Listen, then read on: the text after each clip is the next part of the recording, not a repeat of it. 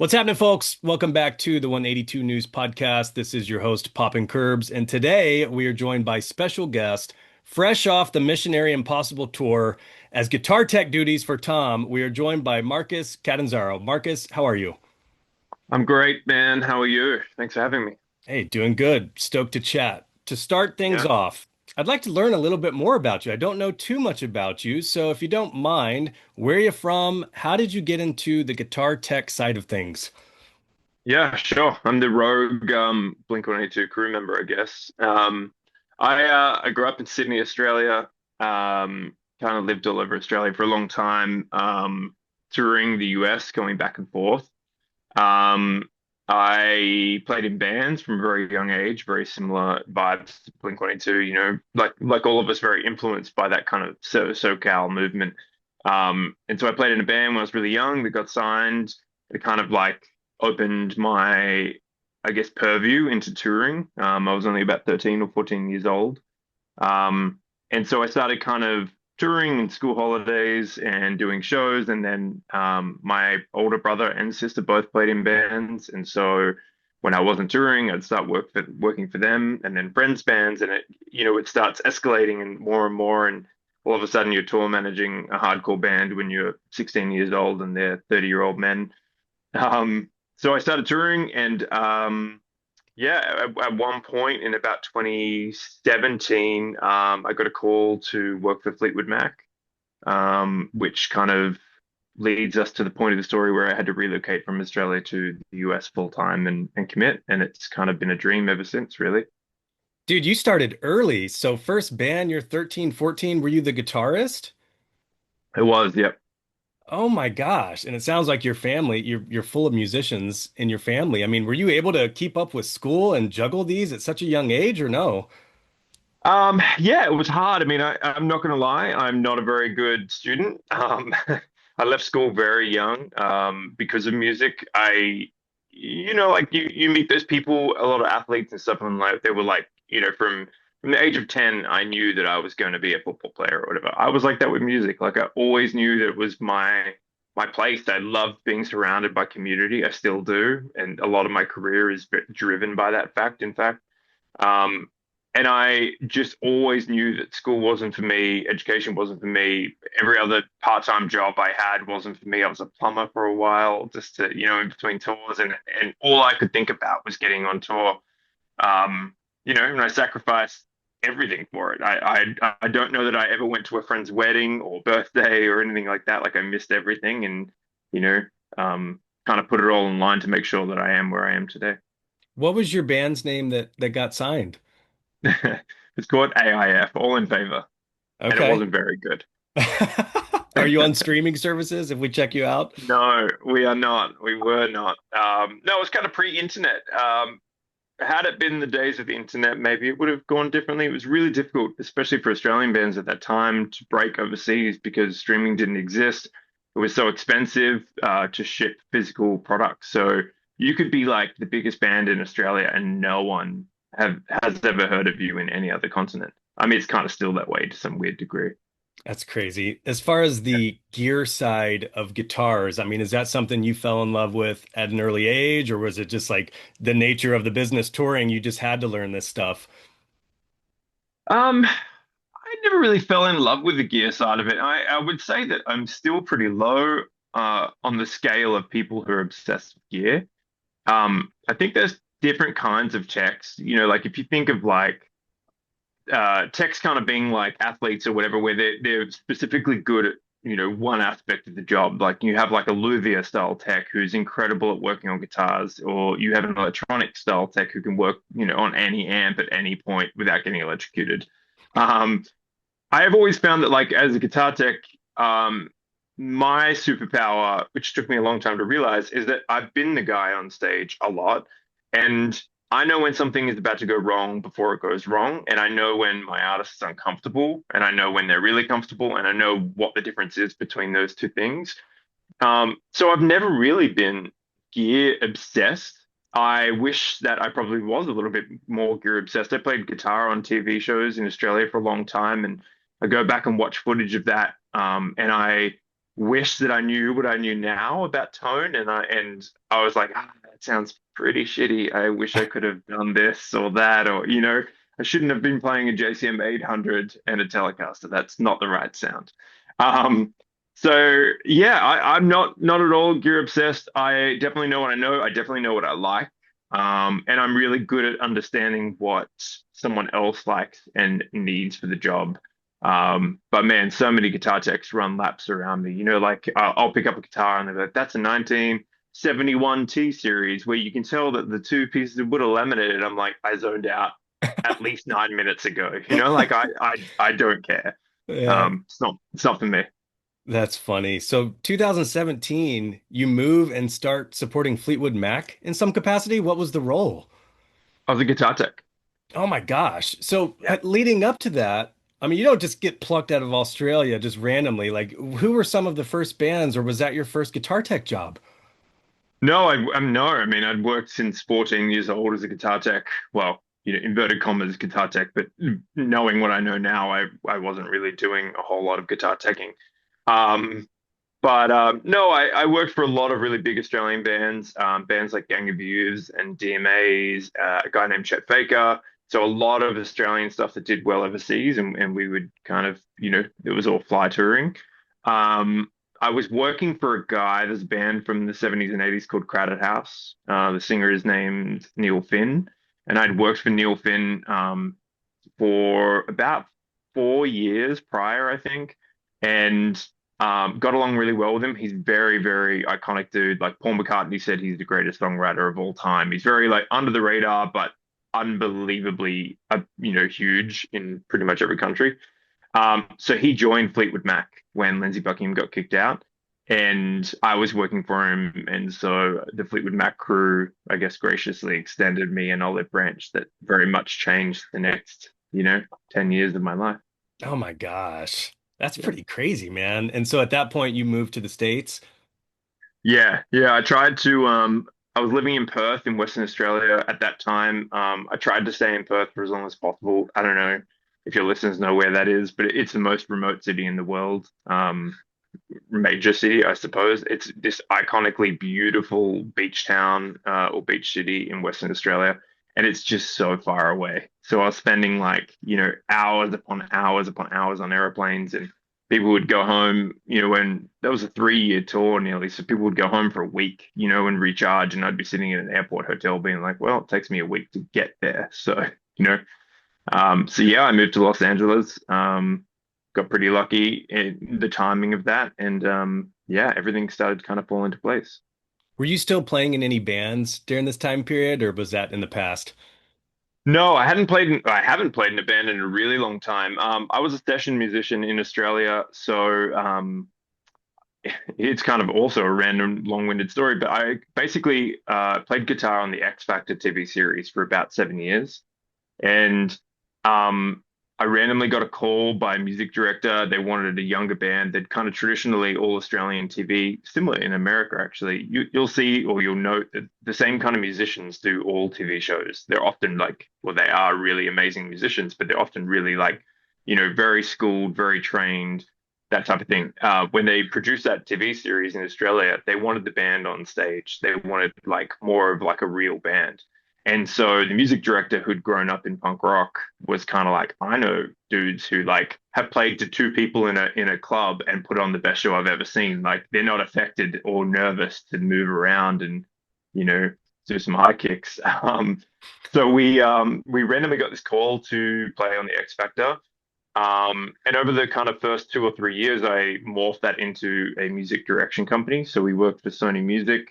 And basically, when an international artist goes out on a promo tour to the Southern Hemisphere, they often won't bring a band because it's so expensive. So we would essentially, I'd be hired as a music director and a guitar player, and we would put together the band, learn the set, and then tour. So like everyone from Rob Thomas to Rita Ora to Fifth Harmony and Camila Cabello, like every pop artist you could think of. We were kind of doing a lot of TV shows, a lot of promo, a lot of press, touring, lots of acoustic gigs. So yeah, I hadn't played in a band for a really long time. That was like 7 or 8 years of my life in Australia, just playing, pop songs with pop artists. It was really fun. And then I would tech and tour manage on the side when I had a break. That's wild. I saw you Yep. had also worked with Childish Gambino at one point. Is that after Fleetwood Mac? Yeah, kind of during and after. Yep, my friend Christian Coffey is the tour director for that. I jumped over and did Childish Gambino, which was really fun. During Fleetwood Mac, and then afterwards as well, I went back and did another leg of Childish Gambino. The versatility you have to have. I mean, I was thinking about that leading into this conversation. I mean, all these different genres of bands, but I guess from your perspective, at the end of the day, I mean, it's a guitar and an amp and some settings or whatever. So, I mean, do you like switching it up, or at the end of the day, is it just like, it's the guitar and it is what it is? I like switching it up. I get really bored very quickly. I'm pretty like ADD in that sense. Like I have a hard time sitting and focusing. So I really love when I'm constantly mixing up, and that's why my career is like, guitar player into tour manager into guitar tech into tour director. Like right now, my company that I own in America, we produce, six of the top 10 podcasts in the world, and we tour them. And it's really left of field. It's really strange. Like I'm on a Blink 182 tour working for Tom, and at the same time on my laptop during the downtime advancing Call Her Daddy's podcast. Like it's a really bizarre thing, but it helps my brain. I think I really like to be able to control how much my brain jumps around by giving it things to jump to, if that makes sense. Yeah, totally. Um, and I think it's probably a good note for anyone that listens to this. For a long time, I felt like my biggest detriment was that I did so many things. And like the saying, like jack of all trades, master of none. I've had that in my head, or I had it in my head for a really long time. For like 10 years, I was like, man, I'd watch guitar tech friends of mine who were doing really amazing stuff, or tour managers or guitar players. And I really felt like I'd messed up by not concentrating on one thing. And now it's kind of my superpower. I mean, I'm never out of work. I never am waiting for a phone call. If you assume that like, you're getting called for guitar tech jobs, well, I'm getting called for like guitar tech, tour management, tour direction, podcast, punk band. Like the more you spread your roots, especially in a fickle kind of industry like music, the more chances you have to survive and kind of entertain yourself in a weird way. I'm always learning, I'm always some kind of student to something. That's a really good point. I kind of feel that way about myself as well, where it's like I feel like I'm good at a lot of different things. I'm not like great or expert level by any means on a lot of things, including this podcast. But it is nice to kind of have that spread out to where, and my brain works the same way. It's like I like being able to focus on this over here, be good at that, switch, switch, switch. Yeah. It kind of keeps me on my toes and I guess fulfilled in some capacity. Yeah, I think that my theory that I've really been kind of working on the last few years of my life is that there are three kinds of people. Like there is the person who is just the best at what they do. There's the Heath Ledger of acting, or whoever, the Joe Perry of guitar, and all they were ever going to do is play guitar. And often they're quite useless at a lot of other things. They're just so advanced, their brain is zoned in so much on that one thing.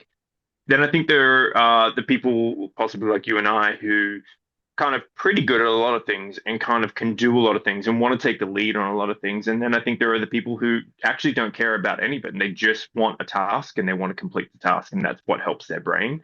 And without all three of those things, like it's this perfect ecosystem. And I think we spend a lot of time being kind of down that we're not the first of those three things. We're not the Michael Phelps of swimming or whatever example you want to do. It's like, but actually, it's kind of cool. It's great. I'm really comfortable where I am now. It's taken a long time to get to that point, but I think it's definitely a superpower. So if you're one of those people, I think you're in a good place. Yeah, it's interesting. It's almost like you feel pressure to be the best or be the expert. But if you peel it back a little bit, nobody's like pressuring you daily on that. It's like if I want to have the best podcast and I'm beating myself, over it, Yeah. nobody's coming to me and like making me feel like shit every day. Like, you've got to be the best. It's all just in our minds, a lot of that stuff. It's interesting. Yeah, and like one thing that I really learned with guitar teching, I guess like in the last 10 or so years, is like if you think about like there is way better guitar techs than me, hundreds and hundreds of better guitar techs for sure. Nine times out of 10, the reason why you're going to get hired by a band like Blink-182 or Fleetwood Mac is because you're a good hang. You're a good person. Maybe you know how to, like I said, read the artist. You know when to be there and when to also walk away. Like you don't want to always be, artist, for view. You know how to talk to management, or you know just how to get along with people on a bus. And so when you start considering that, it's like, well, there's 100 other dudes or women who know how to solder better than me or know way more about repairing an amp. Why am I getting hired? And then you start realizing it's like, oh, you don't actually have to be the very best at something. You need a really well balanced, well rounded approach to whatever it is that you're doing. And often, the skills that you're not even thinking about are the most important skills as to why you would get something. Really good point. The fulfillment aspect of a show day for you, I'm curious because the techs a lot of times are first in, last out. What is your favorite part of a show day? The show for sure. I mean, I am obsessed with that moment.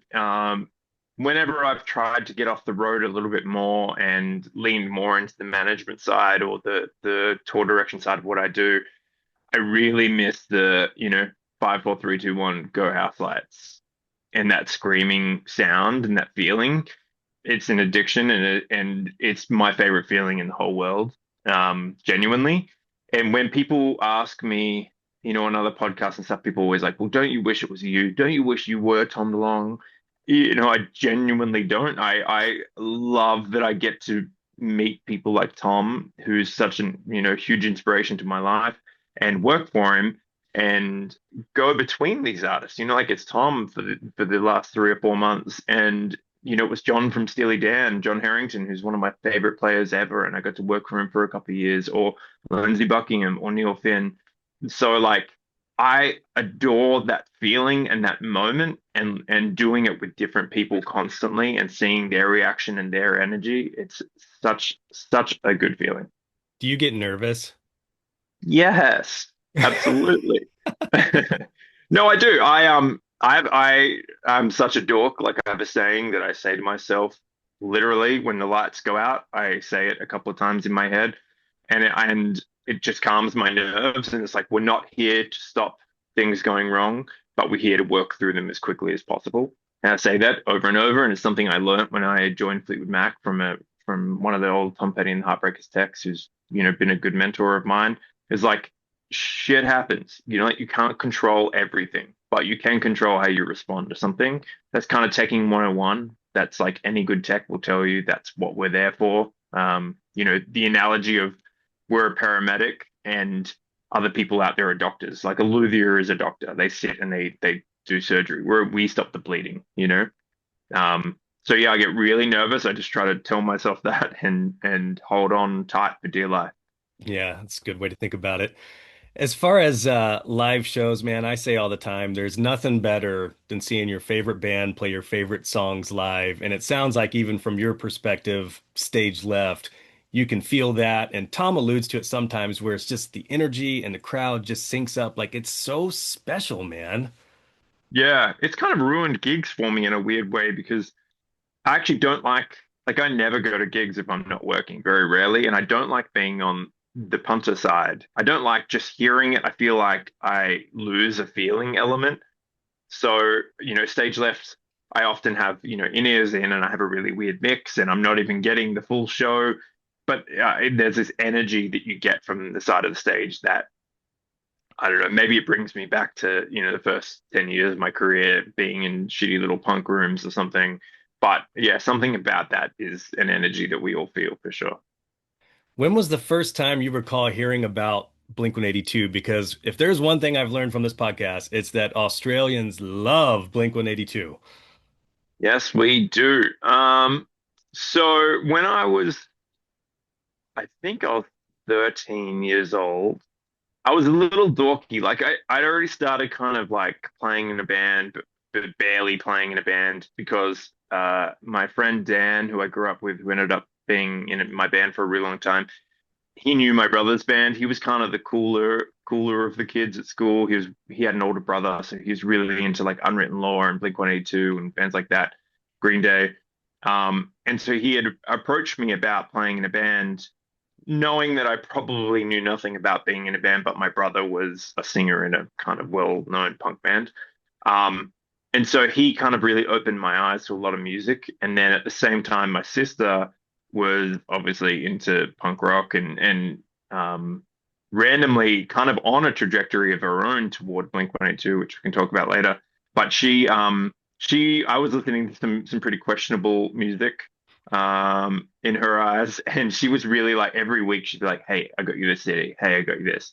And so like my first show, I think I was 13, was Unwritten Law when Untitled, the Black Album came out. And it's still my favorite album of all time. She gave it to me and she was like, I bought us tickets. They're coming to our hometown in a random part of Sydney. And I went and we were, it was the first time I'd kind of stood in a mosh pit and Scott Russo was up front singing. And I remember hearing Teenage Suicide, that song, and just going, that's it. That's the one. And so like that kind of opened me up to this world of music. And then Blink-182 Dude Ranch like kind of landed in front of me. And my sister had bought me, it's really hard. This is a random story. It's really hard to get band merch in Australia, and any kind of like American, like a pair of Dickies were impossible to get. We didn't have them. And so they would cost like $250 and they would take 4 months to ship. Oh my And God. super random. And so my sister randomly found a record store in Sydney that had the Dude Ranch merch, like the t-shirt. So like it had the skanking bunny. It was like maroon red, original, like late 90s, kind of early 2000s Blink-182 shirt. And I think I wore it every single day of my life, probably for 4 years Oh my at least. gosh. I And it's know just like, exactly what shirt all, you're talking about with the yeah, oval. exactly. It's probably still at my house somewhere in Australia. But yeah, like all those things kind of happened all at once, and I would say Unwritten Law and Blink were the two kind of bands that really just like zoned me into punk music, and I was like, yeah, that's the shit right there. So you've known Blink for a long time. You're a fan late 90s. Yeah, really big fan. And I was saying to my wife when I got this call when Justin called me to cover for him. It's Justin, for anyone who doesn't know. It's not my gig, it's Justin Sweet's gig, and he's amazing. And he graciously called me. Um, it was real trippy to me. It's so funny because I've worked for Fleetwood Mac or Steely Dan or Lenny Kravitz. Like I've worked with big artists, who have meant a lot in my life, to me, to my parents.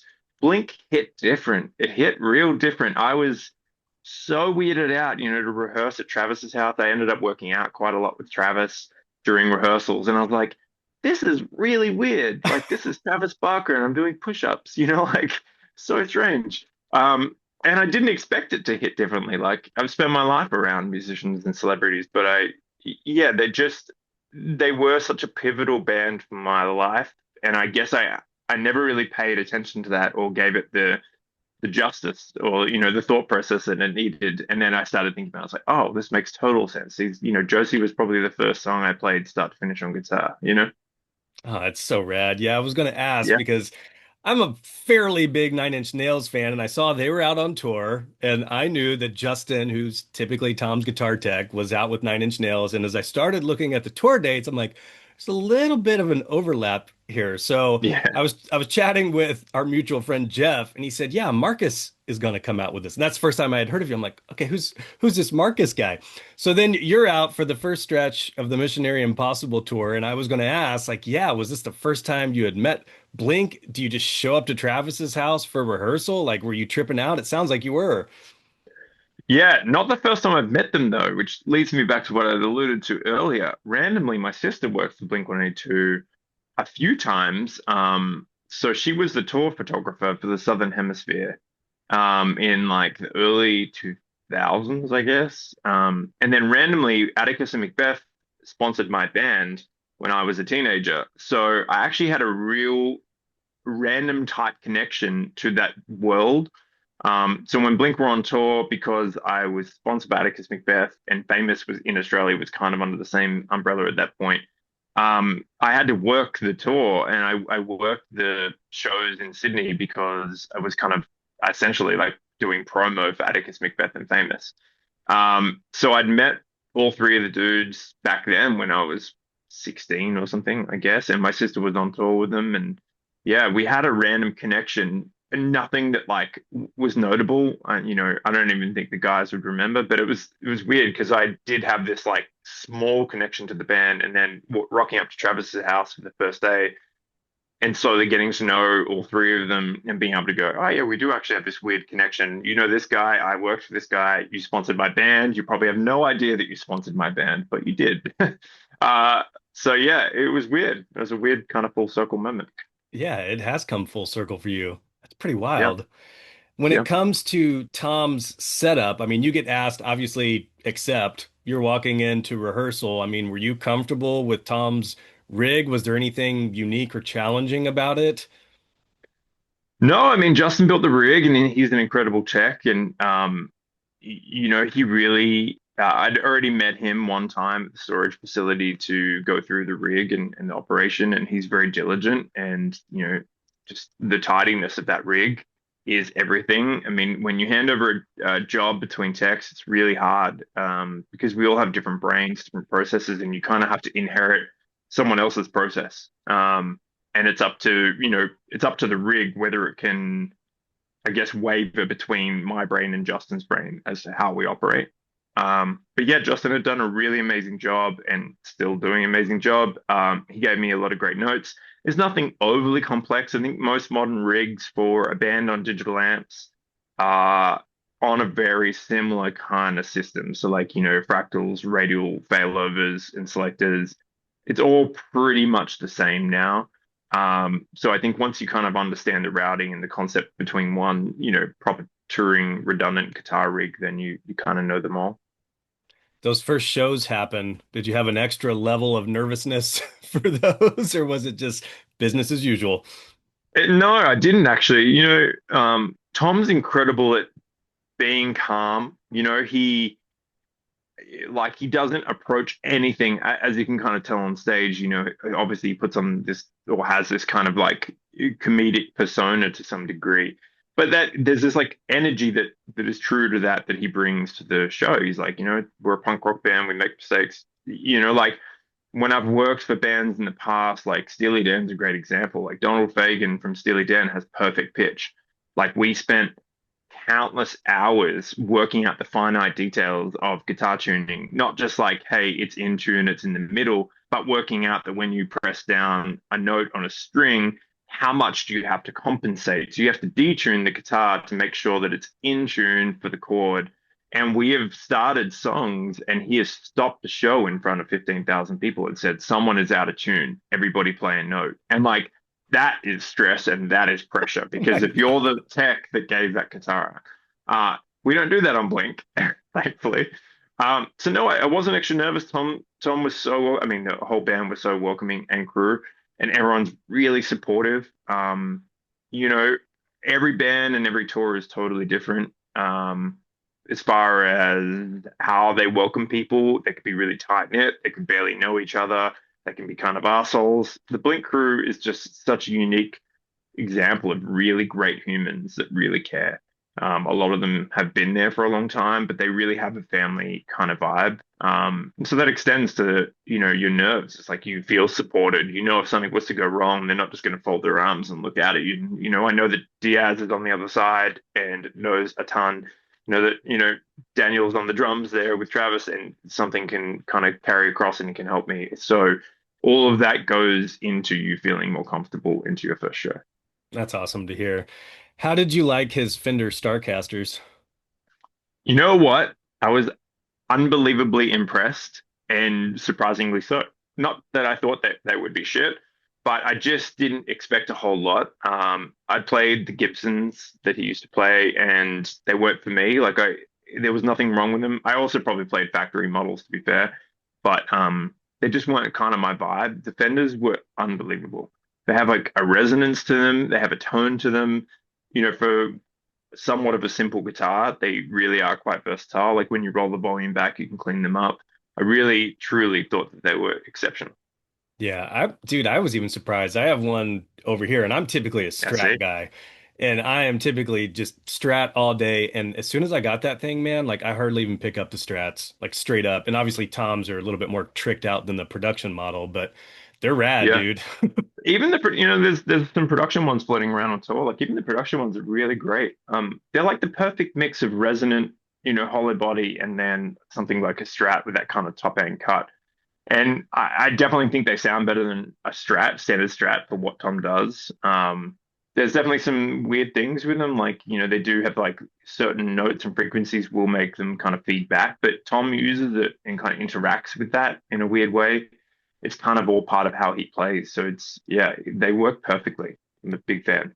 Did you have a favorite of all his different ones he has? I think the OG one is my favorite, probably. The Descendant stickers. I call it number one. It's just like it's such an iconic looking guitar. It's the most played out of all of them, also. So it feels kind of like nice. The neck's kind of pitted, and it has like a real like I'm home feeling. But they're all pretty amazing. I mean, the artwork that is on them all, the stuff Jeff has done is super cool. Like he's a ridiculously talented artist. Like every single one, I was like, oh, I got to take a photo of this one. This one's sick. I want to remember this. I want to remember that. So yeah, no favorites overly, but I'd pick number one if I had to pick one. Yeah, and that's the one that I think I've seen called Milo. I call it the sticker caster, but yeah, the one that has the Yeah. Descendant sticker on the front. And that seems to be Tom's favorite. Did he say anything to you? Like, does he have a preference or does it matter? No, he doesn't really have a preference. Justin had told me that Justin calls it Milo. Justin had told me that's what he uses as number one. I think a good lesson when you come in to cover for another tech is do not rock the boat. We're not here to reinvent the wheel. Justin does an amazing job. He's been there, across his whole world tour and things are going great. So like there is absolutely no need to question that. So I really followed Justin's lead. Um, yeah, Milo or number one became our kind of go-to. There is two in E standard that flip-flop, depending on the set list, and then the rest are kind of tuned or capoed accordingly. I'm not sure if it was there yet when you were there, but you talk about Jeff making some of these, and I just saw the live debut. It was a production Mhm. model, a shell pink, and Jeff had distressed the front, burnt it, and on the back was a big old school Blink Akane. I've got the tattoo right here. That Yeah. was on the Yeah, back, I set dude. that up. You did? Okay, because I didn't Yeah. know when it like got to the tour or whatever. Because the first show I went to in Noblesville, you were teching, but it was Mhm. not ready, Jeff said. But No. the other day in St. Louis was the live debut. Dude, I was freaking out. It was so rad. Yeah, it's been sitting in a backstage vault for the whole tour, and then Jeff and I had kind of Jeff was like, I'm going to get time to wire this, and because it was in pieces, and eventually, I think my second to last show, we had a little bit of extra time, and so we brought it over and we wired it, and I set it up, and yeah, it was super cool. I mean, the artwork on the back is crazy. Jeff is like, he's wild. It's such an underplay for him. He doesn't even talk about it, but it's like, you just painted this thing and it's incredible, like it's wild. He makes all the road cases. Crazy. I know I had to pry that out of him. Like he tells me there's this new guitar coming out. I'm like, dude, you did that? Like, tell me you did this. It's so sick. I know he's not a guy that strikes me as someone who will, talk about all his greatest achievements and attributes, but he is a very talented dude. If Jeff is listening to this, you are a talented guy. Super talented. Yeah, that one I was so blown away. I had to do a video on it. I think I did a video on it yesterday. It was that rad. Sick. Yeah, it's very cool. There was a viral moment in the tour. It's probably still going viral. You are referred to as Zaddy 182 on the internet. How did you feel when that popped up? I mean, was that when you got the name? Was when this reel was shared? Yeah, I had to Google what on earth that meant. I don't know if that makes me more of a zaddy or less of a zaddy or what. I still am not sure that I qualify to be a zaddy or what a zaddy is. It's all confusing, right? Yeah, someone in the audience who, you know, was very sweet to post a video, or a reel on Instagram and TikTok in it. My wife had kind of called me. I think it might have been the next morning. She was like, "Hey, you seen this video?" And I was like, no, I don't know what you're talking about. And she's like, I keep getting sent it from friends. And it was just essentially me at a loadout or something, I think. And it just exploded. It's still going. I think it's at 2.5 million views. And it's like, it's become this kind of running joke with all our friends and the Blink crew. And Tom and Mark originally were like, yeah, like they kind of noted it and moved on or whatever. And then I think Sydney or someone on the Blink-182 crew was like, "Hey, this is going viral," and obviously Mark and Tom just love that something so ridiculous is happening. So they really lent into it, and I think probably propelled it further and further each time. But yeah, it's very sweet and very strange, and I'm anyone who genuinely knows me, like my wife, for example, will tell you I hate my appearance. I hate seeing myself in the mirror. Like all those, it makes me very uncomfortable. So it does make me very uncomfortable, but it's very flattering and funny. I was wondering if you just woke up and had a million DMs from that reel just going viral. Dude, the way they edited Yeah, that, man, it's pretty funny, dude. Like they were zoomed in it on is you, funny. like the little cable twist and everything, and Tom shared it, management shared it. I was like, holy shit. Yeah, it is really funny. It's really funny, and I'm here for it. I think my wife had a field day. She then kind of spent the next week in the comments section, like really going to town and having a really fun time propelling it. So yeah, That what a weird nickname, thing. it might stick around forever, dude. You might be Zaddy 182 forever. Sure hope not. And I think the show I was at, yeah, like you said, Tom plays into it. So I think when you were bringing him a guitar, he was like, let's give it up for handsome Zaddy Yeah, 182. man, yeah. So strange. What a strange, like it's one of those things where you kind of finish a show and you're like, man, life is really weird.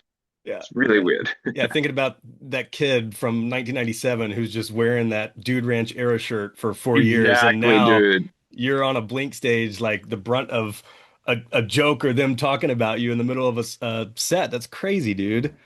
Yeah, I mean that was probably the weirdest part is like the bulk of the feedback was like people I grew up with that I haven't spoken to in 20 years being like, "Holy shit, like I remember you wearing a Blink shirt and here you are, it was like that. How did you get from Western Sydney, this tiny little pocket to here?" And actually that's been the coolest part. Is like it is super cool and we kind of talked about it offline. It's like it's cool because it's like you can be from anywhere and get into music to work for your favorite band or movies or whatever it is. It's like it is a cool reminder. It's like I'm from the middle of nowhere in Australia. It's not been an easy road, but it's been an achievable road, obviously. And so like it is a cool reminder. It's been great to get that feedback from people from home. Yeah, your time with Blink, it's short. It comes to an end, but have you had a chance to reflect on that at all? I mean, it's a couple weeks out at this point, but had to be a Not thrill. really. I haven't reflected a whole lot. I literally left tour in Chicago and flew to Boston and started another tour. So not a whole lot of time, but I've spoken to Mark and Tom since, and I mean, even the concept of texting Mark Hoppus and Tom DeLonge is pretty strange for my little Australian brain. Um, but yeah, I mean, I'm so grateful, and Justin, I think that like there is a lot of, techs offering techs jobs or whatever, but Justin, it was really sweet of him to offer it to me, and he went out of his way to make sure that, I got the job. And also Charlie, the front of house guy who I've toured with on Gambino, and Phil, our stage manager, I've toured with a whole lot as well. Like there is a lot of connections there, and it really meant a lot that I was put forward for the job. It always does, no matter which job, but I know that Blink is such a tight-knit little crew and family that kind of means a little bit more. So yeah, man, I'm really grateful. I'm really stoked. It's such a cool chapter of my life book. Yeah, no complaints, that's for sure. Totally, dude. Rad memories for sure. Hey, when Yep. it comes to advice, because I like to leave the listeners with something as far as like, I guess, learning or just knowledge. If somebody's listening and they want to go down the path of being a tech or trying to join the music industry, do you have any advice for somebody like that who'd be listening to this podcast? Yeah. I think it really depends like what you want to do. Like if you want to be a guitar tech, I don't know if I'm out of touch and it's changed. Like a lot of people come into touring now via a company like Claire Audio, for example, where you would go to Lidditz, where their warehouse is, their facility, and you would go to, they run like an audio school now, and you could come in via audio, but you kind of jump straight to arena level, and it's like a real like it's like going to school. So it's a really different understanding, and it is kind of the equivalent of like, go out and learn with your hands or read a book and then get thrown into this world. And learning with your hands always trumps that. Like it's, you make mistakes at a lower risk environment, like a club show. something goes wrong and you're not in front of a Glastonbury audience, you're in front of like, whatever, the Fillmore or whatever. And so I really suggest that, if you want to get into guitar teching, I think you need to start with a smaller band and learn those lessons. That also generally makes, and probably one of the reasons why the Blink crew is so great. We always joke when you do pop arena tours or you do big classic bands, the best techs are always people, or best crew are always people who have come from punk rock. And I think that's because we have slept on floors and, we traveled the country in vans for countless hours in horrible situations. And we didn't get the luxuries that you get on arena and stadium touring. And so there's this deep-seated appreciation for everything you get in modern touring at the level we're at. And I think that that's really important. So, like, if there's a way for someone who wants to begin to cut their teeth in that environment, to get into a van with a band that they really love. Like, I worked for free for 2 years when I was a teenager. I had no money, and they would give me the bands I worked for. I was working for a bunch of Australian hardcore bands. They would give me $100 maybe if the tour went well. And that was cool. It was like I was just so desperate to get to the points that I knew I needed to get to that like nothing mattered. And you have to be that way. Like we're talking about, you know, like essentially an Olympic sport, like the percentage of people who can actually go out and obtain this role is very finite. And so you've got to be the most hungry for it. And you've got to be cool to kind of go through the stages of, bad, bad, bad, great, great, great, great, great. It pays off. So I think that, and I think find mentors, community, like I touched on earlier in this call, like community is everything to me. I've been so lucky that at every stage of my life, whether it be in Australia or Europe or here in America, like I've had such an amazing group of mentors. I'm always looking for more mentors and I'm always really open to it. And I would go out of my way to pick up someone else's job or do double the amount of work in order just to spend time close to someone that will teach me something a little bit more. And Fleetwood Mac was a huge part of that for me. I was the youngest by 25 years probably. And these guys were Tom Petty, the Rolling Stones, Eric Clapton, they came from the most iconic era of music. And I learned so much just by like, hey, what can I do? Can I stay a little bit later? Can I come in a little bit earlier? Like if this gets me closer, then, I now know this. I know these names, or I know this role, or I know this task. So be that person, be inquisitive and excitable, and genuine. Like, don't be a dick is like a great saying for life. Just don't be a dick. Be there, Yeah. be approachable, be humble. That's really great advice. Yeah, I think a lot of it comes down to there's a quote by Tommy Lasorda. I'm a baseball guy, so former Dodgers coach, manager, and he says, "How bad do you want it, and what are you willing to do to get it?" And that's, if Yeah. there's something in life that you want to achieve, like you got to outwork people, you got to hustle, you got to grind. Probably a tiny percentage of it comes down to luck or friendships or whatever along the way, but a lot of it is just Yeah. like putting in the time and grinding. Yeah, big time. And look, there's definitely a luck element to everything in life, but I think you create your own luck. Like I have a tattoo on me that says say yes. Like I there's so many times in my life I've been put into a scenario where maybe it doesn't make the most sense to do something or it's going to cost me money or time. And I'd say yes. Like I had a really big job possibility about 2 years ago for a really iconic, huge artist. And I was like one of three people shortlisted for it. And the guy who was putting me forward for it was like, it's a shame you don't know someone here. He's like, well, we're playing in this remote part of Canada tomorrow. You could come up. It's the last show of the tour. You could come meet someone. And I looked up flights and, from Los Angeles, where I am, it was like, it ended up costing 700 and something dollars to get there. It was a huge pain in the ass. I ended up getting snowed into the airport. I made it with an hour spare of this guy's set, but I did it. And it didn't actually result in anything. I didn't get the job. The guy that was on his way out didn't leave and it was kind of all for nothing. But it's like maybe that could have gone the other way and that could have been a life-changing moment. And I left everything at home when I took Fleetwood Mac and jumped. It's like just be cool to jump. It doesn't even have to be forwards. I think left and right, lateral movement is still movement. And we were talking about that about, being across multiple areas of your life. It's like you don't have to continually climb up. Like life is this weird roller coaster where sometimes you're out of work for a month And I used to beat myself up, and it's like, oh, okay, I'll use that month now to do something else. I'll develop some other aspect, and that will help build this path to wherever I'm going. So I think, yeah, create your own luck, say yes, and don't be scared to kind of sit stagnant or move left and right. Love it. Marcus, I've enjoyed this conversation, dude. I'm going to get you out of here on some rapid fire, Okay. if you don't mind, and then I'll let you be on your way. So, as far as rapid fire goes, favorite Blink album all time? Dude, Wrench.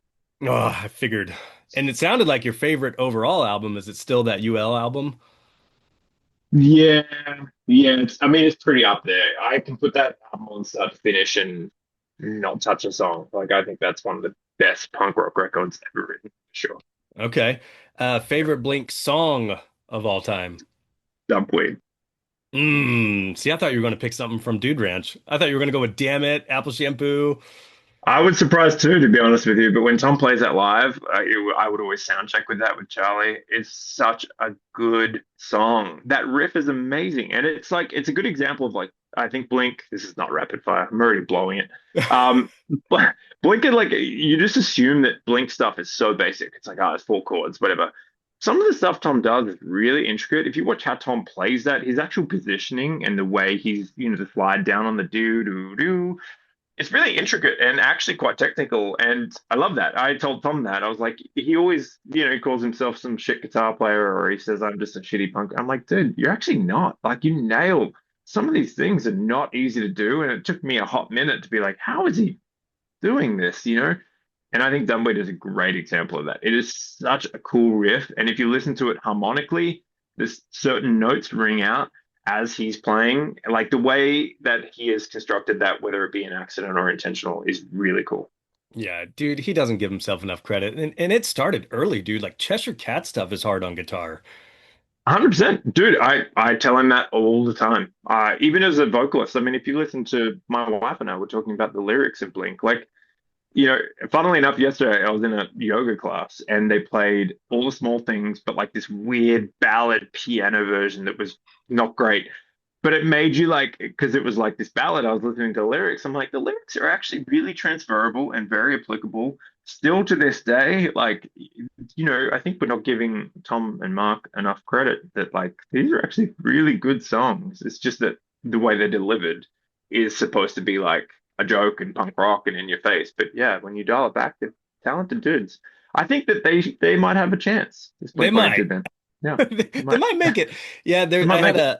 I had a video director on who did a lot of their early videos, Darren Doan, and he had such a great quote. I think about it often. He said, "The joke is on everybody who thinks they're a joke band," Love which that. is so true. I mean, it's so true.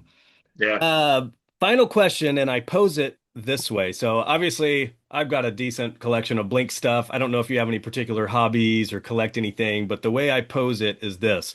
There's a zombie apocalypse. Van pulls up in front of your house. You can bring one item to keep safe forever. Your pets are safe, family safe, everybody's safe. But you can bring one item to keep safe forever and ever. What are you grabbing and why?